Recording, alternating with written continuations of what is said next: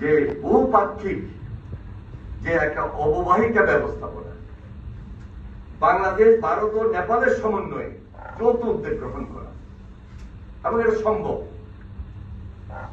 এটা সম্ভব বলেই আমি মনে করি যে এটা আমাদের দেশের যারা খুব বেশি বিশেষজ্ঞ বা এক্সপার্ট, ওনারা প্রায় এই নিয়ে কথা বলছেন।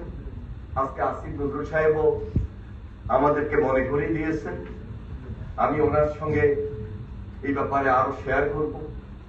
উনি যেহেতু বিশাল এবং বিশদভাবে রিসার্চ করেছেন, ওনার অনেকগুলো পাবলিকেশন রয়েছে, সুতরাং তার এই পরামর্শ আমাদের কাছে অনেক বেশি প্রয়োজন হবে এই মুহূর্তে।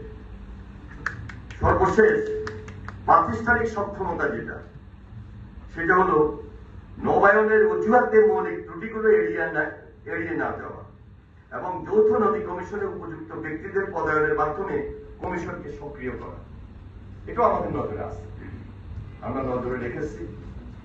আজকের এই সেমিনার আমি মনে করি সামনে আমাদের এই চুক্তি হওয়ার ক্ষেত্রে, চুক্তিটাকে এস্টাবলিশ করার ক্ষেত্রে অনেক অনেক বেশি সহায়ক। প্রফেসর বুরহানুদ্দিন খান তার বক্তব্যে আরো কিছু বলবেন, এবং আপনাদের থেকেও নিশ্চয়ই এমন কিছু পয়েন্ট আসবে যেগুলো আমরা শেয়ার করব, নোট করব। আমাদের হাতে এখনো যে সময়টা আছে, আমরা যেন কোনোভাবেই আমাদের এই বাংলাদেশের মানুষ আমাদের স্বার্থ থেকে আমরা সরে না যেতে পারি, স্বার্থটা রক্ষা করতে পারি। আপনাদের বক্তব্যগুলো আমাদের জন্য অনেক অনেক বেশি সহায়ক হবে। আমাদের জন্য সামনে অনেকগুলো চ্যালেঞ্জ আছে, কারণ আপনাদের মনে আছে 17 বছরের মধ্যে অনেকগুলো নির্বাচন হয়েছে। সেই নির্বাচনে আমাদের পার্শ্ববর্তী দেশ যদি জনগণের পক্ষে থাকতো, তাহলে জনগণের ভোটটা নিশ্চিত। যেহেতু পার্শ্ববর্তী দেশ একটা গোষ্ঠীর সঙ্গে ছিল, একটা ফ্যাসিস্টের সঙ্গে ছিল, আমরা আমাদের অধিকারকে এস্টাবলিশ করতে পারি নাই। তাদের অনেক সচিব বাংলাদেশে এসেছে এবং তারা তাদের অবস্থান থেকে বক্তব্য দিয়েছে এবং একটা দলকে ফেভার করেছে, বাংলাদেশের মানুষকে ফেভার করেন নাই। আমরা আশা করছি যে ইদানিং কালে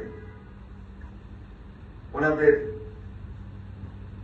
যারা বাংলাদেশে আসছেন, মাননীয় প্রধানমন্ত্রীকে দাওয়াত করছেন, তারা আরো রিয়েলাইজ করবেন, বাংলাদেশের মানুষের সঙ্গে থাকবেন, বাংলাদেশের সেন্টিমেন্টের সঙ্গে থাকবেন, বাংলাদেশের স্বার্থকে পায়ে উঠে দিবেন এবং বাংলাদেশের স্বার্থকে সম্মান দিবেন। এটাই তো আমাদের দরকার। আমাকে এক সাংবাদিক জিজ্ঞেস করলেন,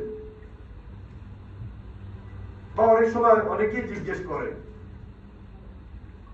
যে পাশের দেশের সঙ্গে আপনাদের সম্পর্ক কেমন। আমি তো এখনো বলি বন্ধুত্বপূর্ণ সম্পর্ক, কিন্তু আমার স্বার্থটা আগে, আমার রাইট এস্টাবলিশ করার জন্য বন্ধুদের সহযোগিতা আরো বেশি প্রয়োজন। আজকে যারা উপস্থিত হয়েছেন, আমি আপনাদের সবাইকে আন্তরিকভাবে মোবারকবাদ জানাই, ধন্যবাদ জানাই যে আপনাদের আন্তরিকতা এবং সহযোগিতার মধ্য দিয়ে আমরা যেন আগামী দিনে আমাদের এই গঙ্গা পানি বন্টন চুক্তি সুন্দরভাবে করতে পারি।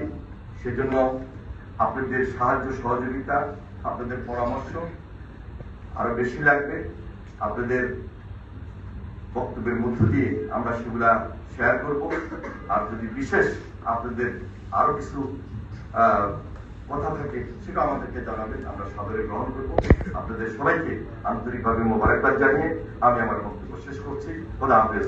বাংলাদেশ জিন্দাবাদ।